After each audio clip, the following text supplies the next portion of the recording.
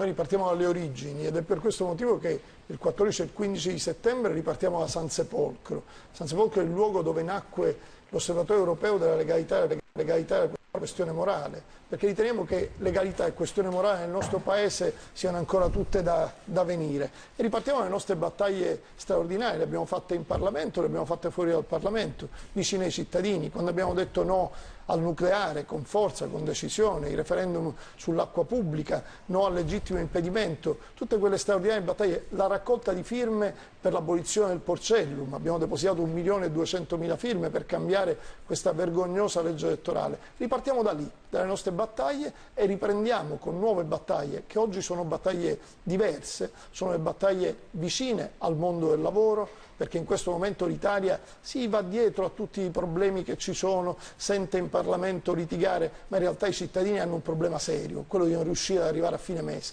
È lì che bisogna incidere. Iniziamo con battaglie serie. Abbiamo depositato proprio qualche giorno fa in Cassazione un primo disegno di legge di iniziativa popolare per dire no al gioco d'azzardo di Stato. Ha un volantino, sì, faccia pure vedere. Il volantino, se la regia la può inquadrare. Può inquadrare.